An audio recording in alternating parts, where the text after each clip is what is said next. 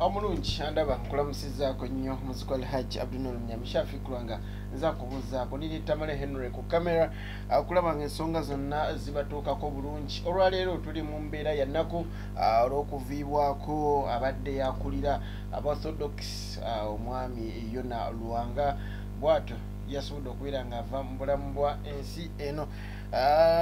Yafiiridde mu ggwanga lya Buyonaani aba bamugye bamanyi nga Greece, era nga Fake Media twasobodde okubeera nga tukeerayo wali enamuŋŋoona ku church y'Orthodox tulabe embeera bweri na buli kimu, era twasobodde okuba tukifuna okuziika kugenda kuba kwa ddi, yafudde ddi, kiki ekyamuleetedde obuzibu, bamwogerako ki, ab'enjawulo abakulembeze ab'amadiini ag'enjawulo basobodde okubeera nga balabiddwako nga gye bali, era omwami Tamale Henry asobodde okubeera nga agendayo n'akwata ebifaananyi ebyo by'otandise okubeera nga olaba. Bwe twatuukiddeyo nga ekyamazima embeera ya kinnyikagobe nga eragira ddala ennaku eriwo, naye ate ekyasinza okuba nga kitwewuunyisa nti abantu babadde bamuswaba nnyo, abantu babadde batono nnyo ddala, era nga abannamawulire be basinze okubeera nga be bangi. Simanyi oba amateeka ga COVID-19 oba lwakuba nti omugenzi tannaba kuba nga omubiri gwe baguleeta mu ggwanga, simanyi, naye nga embeera teyabadde ya bbugumu. Security teyabadde tight, security yabadde bwetyo nti naye ng'ate mu kugondera amateeka ga COVID ekyamazima bakitadde mu nkola masks, nga mask olina okuba ng'okiteekako sanitizer wali eri ng'ate ye baana baliwo. Nzikiriza nkutuuseeko biki ebyasobodde okuba nga bibeerayo na kiki ekyayogeddwa, bagenda kuba nga bamuziikawa. We twatuukidde najjukira wasobodde okubeera nga wajjawo abakulembeze ba mirundi mingi, naye mu be twasobodde okuba nga tufuna kwabadde ne Ssaabasumba Dr. Kazimba Mugalu Samuel, twasobodde okubeera nga tumufuna, si yekka ne tufuna ne Nasumba oba Bishop w'Ennamirembe Wilberforce Kityo Luwalira bw'atyo, naye twasobodde okubeera nga ate tumufuna, buli kimu okubeera nga ate kitambula bulungi. Naye Dr. Samuel Stephen Kazimba Mugalu yayogedde ebigambo bingi ku mugenzi nga woogenda okuba nga obiwulira, naye mu byonna yabadde tasuubirwa kubanga agenda kubaawo, naye bamugambye twali tukusuubira ku deeti ndala, n'abagamba leero nzize ng'abadde mukwano gw'omugenzi, era abadde alumirirwa Orthodox okubeera nga bafiiriddwa, naye ate era nja kudda mu kiti kyange nga Ssaabasumba wa ggwanga lino Uganda. Bw'atyo bwe yasobodde okubeera nga ate ayogera mu bigambo bye.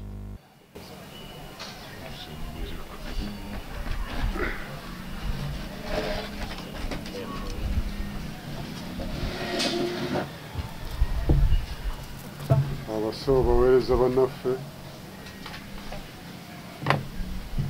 muganda wange Bishop Mbona bingi, bafaaza baliwo, ku lwange ate era ne ku lw'ekkanisa ya Church of Uganda, ndeeta okusaasira kwaffe okunene ennyo eri Ecclesia olw'okufiirwa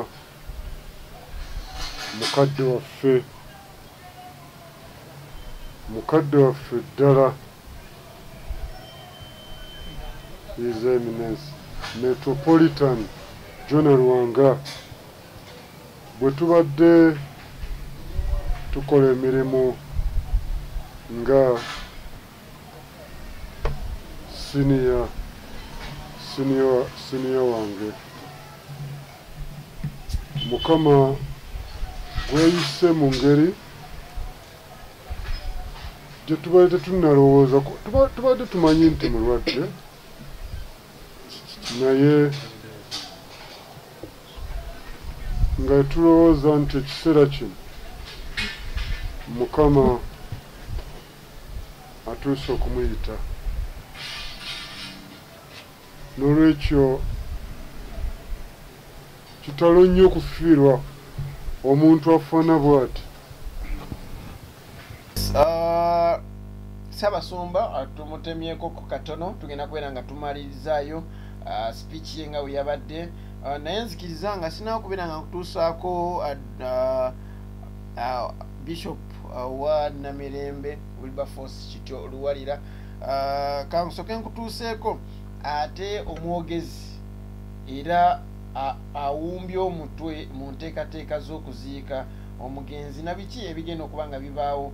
Bingi byasobodde okubeera ng'ayogera, bagenda kuba nga bamuziikawa, ani agenda okuba omusika, era mu bigambo bye bw'atyo bwe yasobodde okubeera ng'ate ayogera.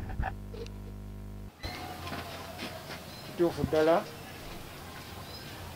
omulabirizi yawumudde tabadde wa Orthodox Church yekka, tabadde wa Buganda yokka, tabadde wa Uganda yokka, naye abadde international missionary man.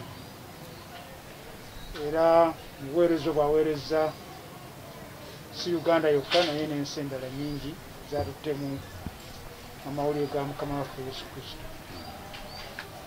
Kwebaziza nnyo olw'okujja mu kiseera kino tubadde tutakusuubirira n'osobola okunyumira wamu naffe.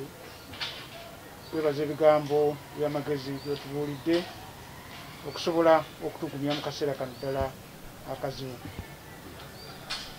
Omulabirizi ddala kituufu yawumudde olunaku lw'eggulo, etuvaako wano omwezi gumwe emabega ng'agenze kulaba bakozi bannaffe abatuula mu nsi eya Buyonaani. Naye yaleka ategeezezza nti yalina obulumi obutonotono mu mukono ne mu kugulu ebya ddyo, era ng'ajja kukozesa omukisa ogwo alabe ne ku basawo osobole okumulunga. Amangu ddala ng'atuuse mu Buyonaani ate ensonga eyamutwala yakyuka kubanga obulwadde bweyongera kumuluma, era n'ayingizibwa mu ddwaliro limu ku malwaliro agasinga obulungi mu kibuga Athens. Embeera teyasalako kudda mabega, wabula ennaku nga 2-3 emabega netegeezebwa nti embeera ebadde egenda ati erongookamu, era nga liwo n'essuubi erimusiibula olunaku olw'enkya olwokubiri. Nga ffe era tusuubira nti ozinaawera 15 awo 16 Septemba 2 ayinza okuba nga amaze okukomawo olw'obuvunaanyizibwa era bw'alina. Naye tukyatugenzere ku mutwe olunaku lw'eggulo kawungeezi okuwulira nti yabadde amaze okwebaka. Enteekateeka zikolebwa okulaba nti omubiri gwe gukomezebwawo tusobole kumuziika ku butaka. Tetunaba kumanya ddala enteekateeka za kuziika bwe zinaatambula kubanga byonna tubyesigamiza ku ddi lwatuuka wano tetunannaba kumanya, naye tusuubira nti mu nnaku ntono ezinaddira tujja kuba nga tumaze okutegeezebwa ate naffe okusobola okubategeeza ku nteekateeka yenna ey'okuziika. Tumaze okukakasa nti ajja kuziikibwa mu kigo ky'eddege ya Bombo, okyamira awo kwabiri etuyita kwabiri awo Bombo, kakati n'ogenda Bombo town, kiri wakati wa Bombo town ne katawuni akalala kali maaso awo twayita Kalagala town, ewali ekigo ekyo. Ekigo ekibereberye eky'Abaorthodox abaddugavu mu Africa, ekibereberye eky'Abaorthodox abaddugavu mu Africa kiri awo Bombo. Kakati awo we yazaalibwa era kubanga taata we yali musomesa mu kigo ekyo, ate nga Obadiya basajja kitalo jjajjaawe be basajja abaakwata omumuli gw'Eklisiya eno mu nsi muno. Kakati baali awo ne Yona n'azaalibwa mu biseera ebyo nga bali awo. Kakati era kibadde kusiima kwe nti bw'aliwummula tumuzzangayo ne tumutereka mu kifo ekyo. N'olwekyo ekyo tumaze okukakasibwa ajja kuziikibwa, ajja kugalamizibwa eddegeya. Tubadde tukyayango kyakaaba kyanoonya tusangulako amaziga, ate yajja era patriarka wa Alexandria Poopo era patriarka Othodox II abadde agoberera embeera eno yonna. Amangu ddala n'ategeeza nti amaze okulonda omuntu anaatugira ng'atukumaakuma paka sinodi entukuulu eneetuula ng'alonda ate anaddira yonna mu bigere. kakati n'atuma era n'alonda Ssaabalabirizi w'ekibuga ky'e Nairobi Makarios Tiriridis yabajja ng'agira ng'atukumaakuma mu kiseera kino era akulemberemu enteekateeka zino zonna ez'okuziika. Tumulinda ekiseera kyonna okutuukawo. Tukwebaziza nnyo twebalinye Taata okuyimirira naffe mu kiseera kino mwongere otusabira nga naawe era naawe tukusaasira kubanga ddala ogawe osigadde bw'omu ate nga ddala bwe kiri banno ddala basiniya bo obadde weebuuzaako okuleseewo naye Mukama enteekateeka zonna azibeerawo awo wetugaa nti tumwebaza bwebaza tugumira ku ye ate ajja kuzzaawo era abasajja eŋŋwaŋŋuli tusobole era okuba nti omulimu ogwo gugenda mu maaso. Tweyanziza nnyo Taata tweyanziza. Yes, oli mulabi mulungi nnyo okubeera ng'okyaliko byonna sobola okubeera ng'ofuna eno Efik Media wetufunira amawulire gonna ag'enjawulo okuba nga kutuukako mu byonna byasobodde okubeera ng'ayogera gy'agenda okuba nga bamuziika. Olunaku terunategeerekeka naye lwaki terunategeerekeka kuba tebannaba kumanya ddi omubiri gwe gukomezebwawo wano ku butaka naye gunaaba gukomezeddwawo ate olunaku olw'okuziikibwa lujja kuba nga ate luteekebwa lugambibwa ensi bagibuulira ku lunaku olwo naye ate wagenda okuba nga abamuziika wo wategeerekese nti omugenzi yasobola okubeera nga alaama bamuziike we yakulira mu kigo ky'eddegeya ebbombo era nga mumuwulidde nti kikigo ekyasookawo wano mu Africa ekya-Othodox kiri wano mu Uganda nno awo nno otegeera nti kkula oba Uganda zaabo era abagenda okuba nga baziika bwatyo basobodde okubeera nga ababuulira wakati wa Bombo ne Kalagala awo wagenda okuba nga ate agalamizibwa kubanga we bamuzaala era awo mu kigo we yasobola okuba nga ate akulira. Ekirala kyensobodde okubeera nga muwulirako ng'ayogera nti bwatyo archbishop w'Othodox ate basobodde okubeera nga bateekawo omusika atali musika ndowooza tugambe ow'akaseera ng'ate we balonda ani anaamuddira mu bigere era agenda kuba nga ava Nairobi ekyamazima erinnya zzibu era kyemmanyi abamu ku mmwe muwulidde naye temusobodde okuba nga erinnya mulitegeera naye nze nga kyensobodde okuba nga mpulirako mpulidde Dr. Makarosi Tiriridis simanyi oba Henry alitegedde bulungi naye nga bwatyo lyerinnya nzikiriza nkutuuseeko ate omusumba w'Namirembe ate abeere nga naye akola ki abeerako ebigambo bitonotono byayogera oba omulabirizi w'Namirembe Wilberforce kityo Luwalira bwati mu bigambo bye bwe yasobola okubeera nga ate ayogera omugenzi. Era eklesiya ya Othodox mukkirize naffe siri mwongezi wa kanisa na Uganda naye ku lwange omulabirizi w'Namirembe era ne bannange benkulembera mu kitundu ekyo wano mu buwangwa bwaffe tumanyi tusanyuka n'abasanyuka era tunakuwala n'abanakuwala n'olwekyo twawulidde amawulire ag'ennaku olw'okutwalibwa kwa mukadde waffe akano omugenzi Jonah Lwanga. Kale ekigambo kyaffe ekigamba nti bannaffe kitalo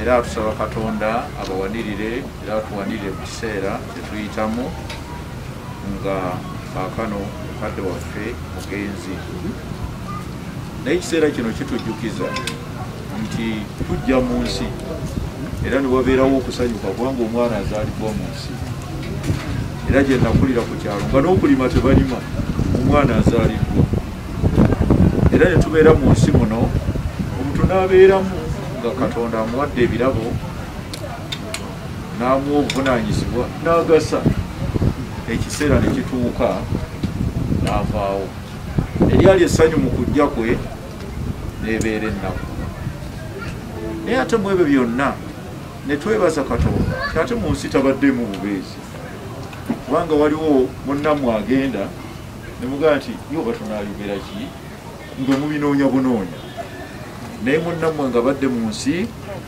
eddoboozi lye ne litegeerekeka okwagala kwe ne kutegeerekeka obukozi bwe ne butegeerekeka kale nga tukaaba naye ate erudda ne tugamba nti twebaza olw'abaddu be n'abazaana bwe bava mu bulamu buno nga bamukkiriza era nga bamutya kaakati mu kusaba kwaffe tinaffe tusaba tugobere empisa zaabwe ki ennungi kale nno bannange mukkirize okusaasira kwaffe ate era mimire wamu nammwe mu kiseera kino ekyokuyiibwako mukadde waffe era tusabe Katonda tukolere enteekateeka zonna ezisoboka olw'okusobola okumuwerekera ate naffe abasigadde Mukama atubeere nyaffe okutambula olugendo lwaffe kuba tuli mu lugendo.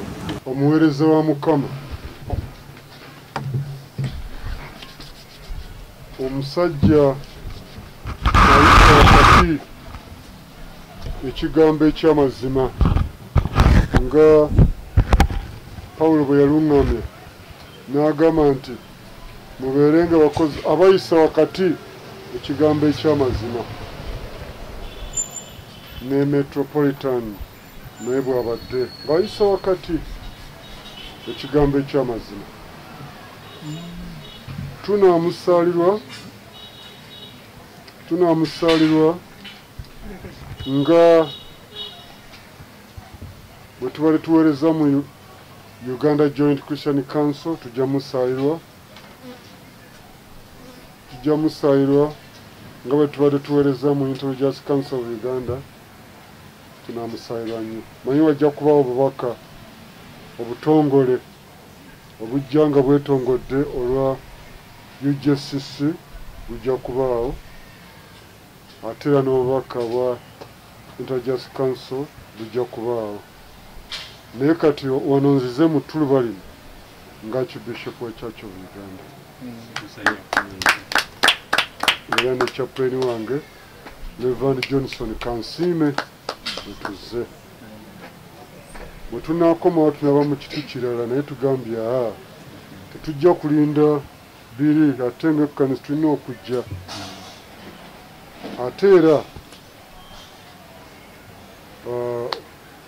munnaffe ono yatubuulirako n'agaba ne musabe kale twagenza okufuna ibane kino nga kitalo nnyo kitalo nno ddala kubanga kati nsigadde mu kwemagaza nzekka wano mu UJCC twakafiirwa archbishop Sipiriani Lwanga bbanga ttono ate n'okufiirwa metropolitan Jonah Lwanga balwanga bombi bangenzeeko kale nno bannaabwe badde bampeereza obubaka eŋŋamba era neetaaga okukubagizibwa n'okusaasirwa naye nammwe tubasaasira Mukama bawanirire awanirire ekelesha awanirire Buganda efiiriddwa Uganda efiiriddwa ate ne bannaffe ab'e Buyonaani nabo bafiiriddwa kubanga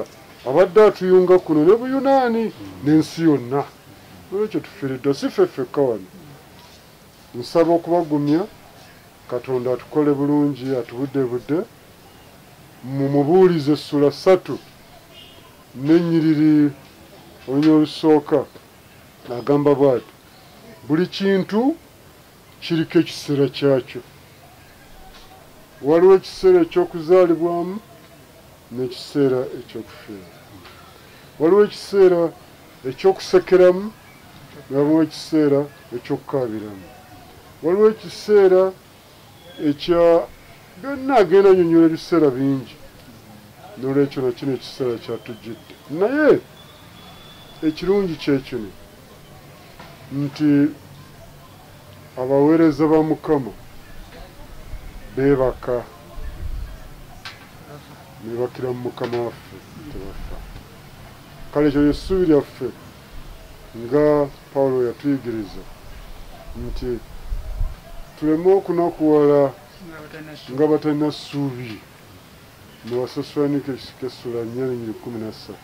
Essuubi weeriri naddala essuubi ery'okuzuukira. Essuubi eryo munaffe Metropolitan Jonah Lwanga gwe yakkiriza Mukama waffe Yesu Kristo. Tubasaasidde nnyo mwenna Mukama wanira ate n'entegeka eno agibeeremu, kubanga ntegeka kiseera kizibu, kirimu ebirwadde bya COVID, kirimu okwekengera, kirimu bintu bingi, naye kyonna nga we kinaabeera Katonda atubeere tusobole okwolekera munnaffe mu kitiibwa, ate Katonda ono yamutuwa amwanirize ye mu bwakatonda bwe nga we yategeka okukkiriza kwe bakuwadde. Ebyo mbisabye mu linnya lya Kitaffe n'Omwana n'Omwoyo Omutukuvu. Amina, tweyanza nnyo, tweyanzeege mwena abakyali ku Fik Media beekuumiddeko. Tubagamba nti tukyagoberera biki byonna ebigenda okuba nga bibaawo, kuba twabagamba nti byonna ebituukawo tugenda kubeera nga ate tuli basaale nnyo nnyo nnyo nnyo. Webale kubeera ng'obeerako, webale kusubscribinga, webale kulikinga, kusharinga ku mikutu gyaffe egy'enjawulo ga Facebook wamu ne YouTube, naye nga tutuusa okusaasira kwaffe nga Fik Media eri church y'Abathodox eggwanga Uganda n'ensi yonna, okutwaliza wamu olw'okufiibwako archbishop omugenzi kati Jonah Lwanga. Ekyamazima balwanga be bafudde, ate nze Lwanga ndowooza nsigaddewo mu nnaku ey'amaanyi.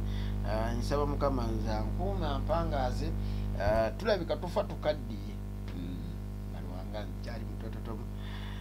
Omukama Katonda akunkuumire. Mbaddewo ne Tamale Henry, katulina emboozi eneddako olunaku olw'enkya.